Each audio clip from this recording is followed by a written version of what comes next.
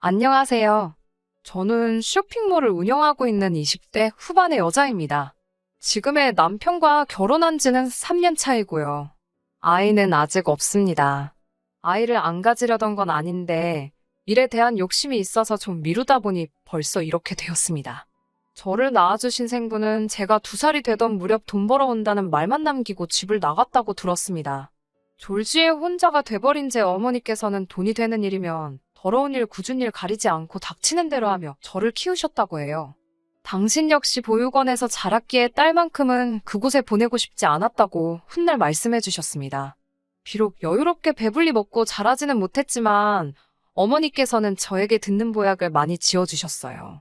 늘 칭찬해 주시고 저는 할 수 있다 응원해 주시고 그래서 오늘 지금의 자리까지 올 수 있었던 것 같아요.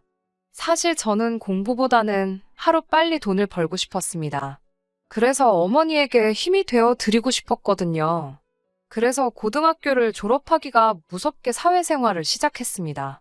어머니는 그런 제가 당신이 무능력해서 그런 건 아닌지 늘 걱정하시고 미안해 하셨어요. 하지만 저는 애시당초 공부에 흥미도 없었기 때문에 돈 낭비, 시간 낭비를 하고 싶지 않을 뿐이었네요. 처음 1년 정도는 별의 별 아르바이트를 다 해봤던 것 같아요.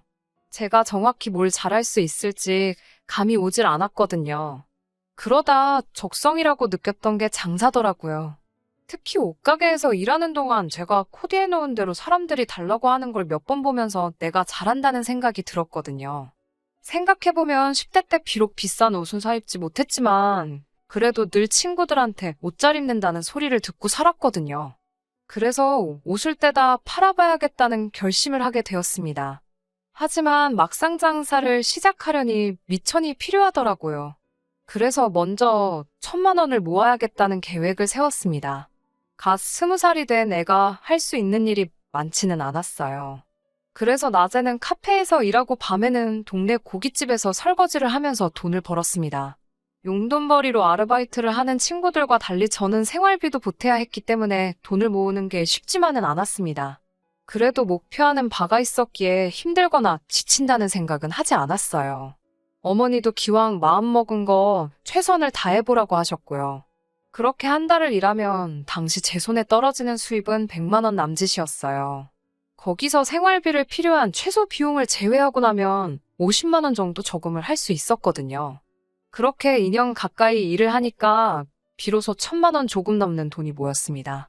옷가게를 바로 창업하기에는 1,000만 원으로는 어림택도 없었어요.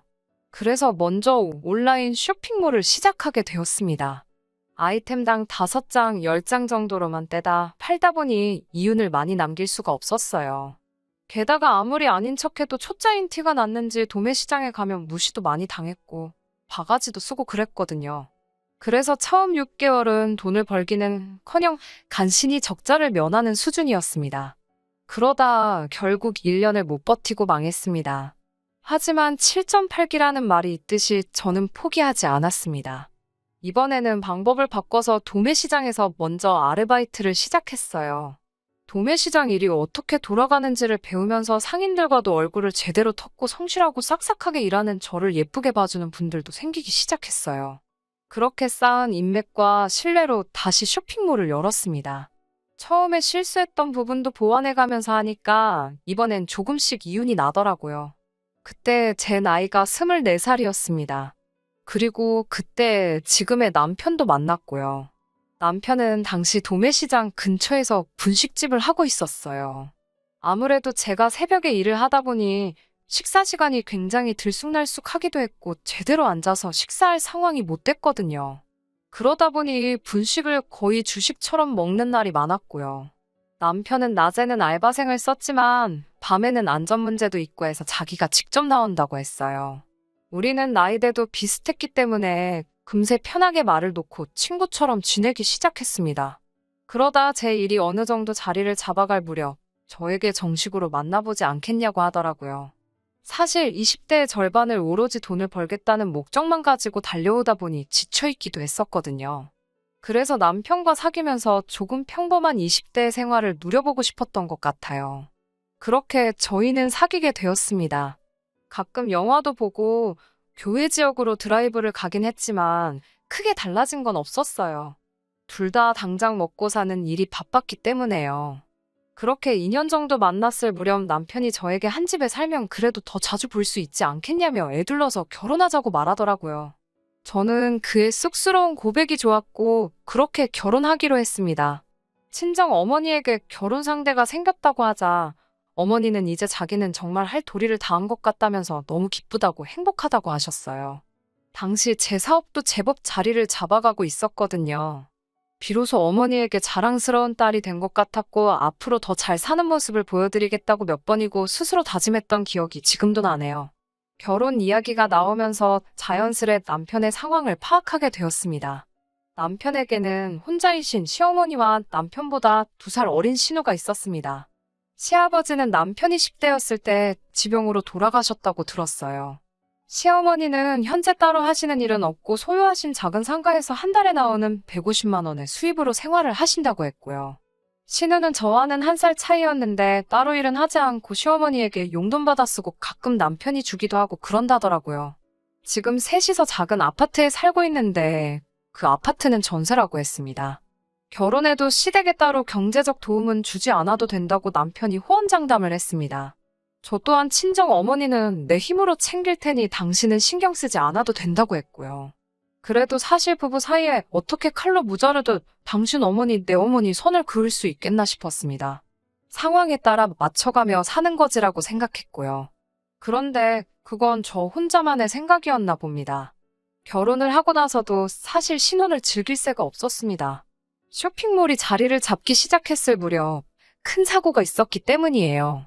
2주 동안 2,000장 이상 판매된 청바지가 물빠짐이 심하다며 고객들로부터 항해 전화가 쏟아졌어요.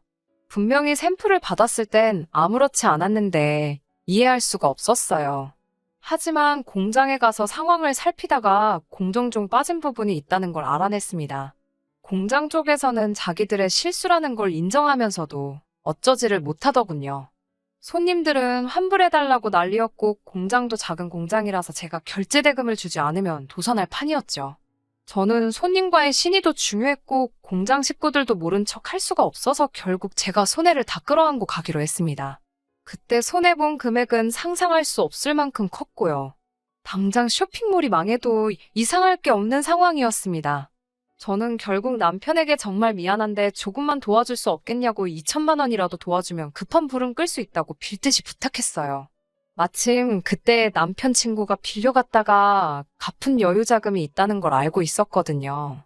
그런데 남편이 우리 돈으로 서로 부담 주지 않기로 하지 않았냐면서 아무리 부부 사이여도 돈 문제로 저와 얽히고 싶지는 않다고 미안하다며 거절을 했어요. 약속을 했던 것도 기억하고 있었고 남편의 입장도 이해는 했지만 그래도 서운한 마음이 컸습니다. 게다가 시모까지 나서서 너는 네 남편 새벽까지 오뎅 팔고 떡볶이 팔고 하는 걸 보고도 돈 달라는 소리가 나오냐면서 그러니까 이참에 그 옷 파는 거 때려치고 남편도 와서 음식이라도 날르라고 하시더군요. 능력이 없고 못 배웠으면 몸으로 때우는 게 제일 편한 일 아니겠냐며 비록 공장의 실수로 큰일이 나게 되었지만 여태까지 제가 혼자 발로 뛰어가며 이룩한 제 사업을 낮잡아 보듯이 말하면서 말이에요. 결국 이렇게 또 망하는 건가 걱정의 밤잠을 이루지 못하는 날들이 계속되었습니다. 그리고 정말 망했다 생각하던 그때 그 환불 사태가 전화위복이 되었더라고요.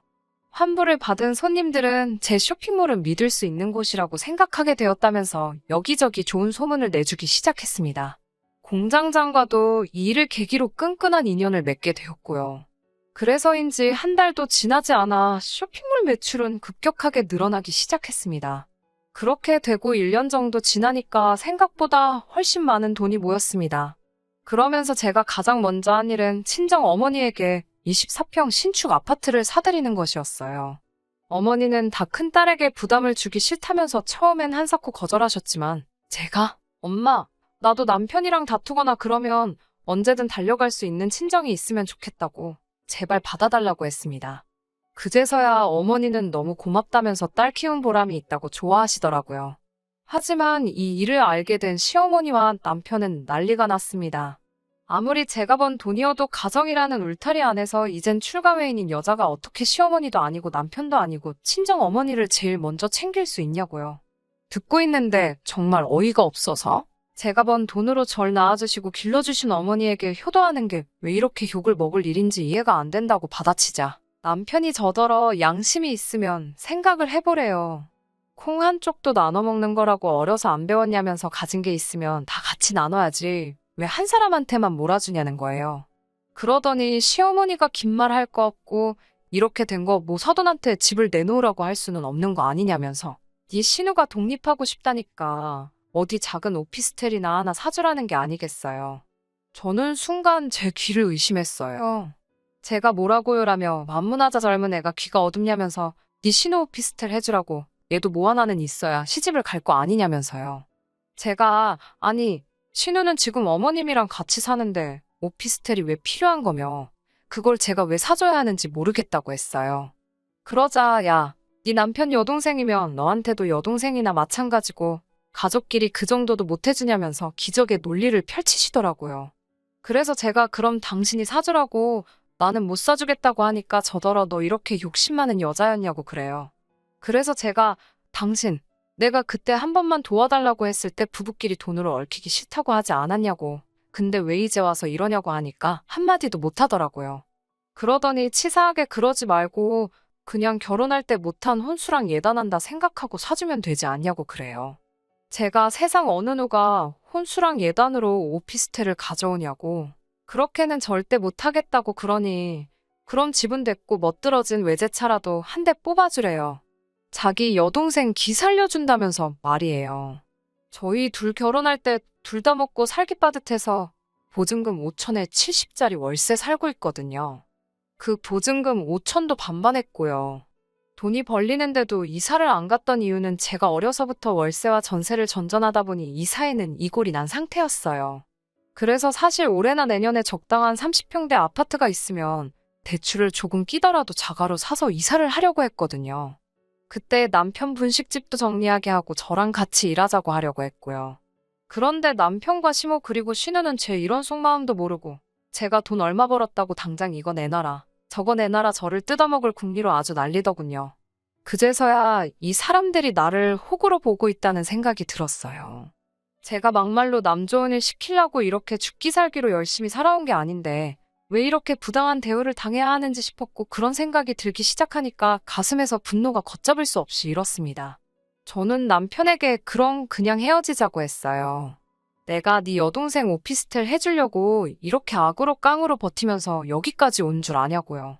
내가 그래도 시모고 쉬느라 용돈도 늘 넉넉히 주고 너 분식집 장사 안 되는 거 알아도 생활비 달라고 안 했다고. 그런데 이제는 뭐 집을 사라 차를 사라 너 정말 미친 거 아니냐고 막 퍼부었습니다. 그리고는 남편에게 나는 이제 니한테 호구 잡혀서는 안 살 거니까 분식집 장사 열심히 하면서 살려고 했어요. 그제서야 남편이 아차 싶었는지 자기가 시모한테 이야기해서 사과시킬 거고 만약에 저한테 다시 힘든 일이 생기면 그때는 예전 같지 않을 거라며 제발 다시 한번 기회를 달라고 하더군요. 하지만 더 이상 제 귀에 그 사람이 떠드는 소리는 사람 소리로 안 들리더라고요. 그리고 저는 그날부로 그 월세방에서 나와 엄마 집에 있으면서 계속해서 사업에 몰두하고 있습니다. 얼마 전에는 기업으로부터 백화점에 입점시키고 싶다는 제안도 받았고요. 사실 시간이 없다는 이유와 혹시 모를 청약주택을 이유로 혼인신고도 아이도 미뤄왔던 게 이번에도 전화위복이 되어 쉽게 헤어질 수 있었어요. 물론 여전히 연락은 오지만 제가 철저히 무시하고 있습니다. 알고 지내는 도매 사장님들 말씀으로는 분식집이 망하기 일보 직전이라고 하더라고요. 코로나가 터지면서 관광객도 줄고 중국 상인들 발길이 뚝 끊긴 것도 한몫한 것 같다면서요. 듣자 하니 아르바이트생 쓸 여유도 안 돼서 신호가 나와서 대신 일을 하는데 일이라곤 해본 적 없으니 얼마나 엉망으로 했을지 그림이 그려지대요. 그렇지만 이젠 다 저랑은 상관없는 일 아니겠어요. 그리고 얼마 전에서 사업을 하면서 알게 된 지인으로부터 금융계에서 일하는 전문직 남자도 소개받았습니다. 아직은 서로 알아가는 중이지만 왠지 느낌이 좋네요. 당장 다시 결혼을 하고 싶은 생각은 없어요. 단지 20대가 끝나기 전 다시 한번 봄같이 따뜻한 사랑을 해보고 싶기는 해요. 다사다난했던 20대의 복잡한 끈들이 어서 빨리 정리가 되어 30대에는 안정적인 생활을 할 수 있기를 스스로 기도해봅니다.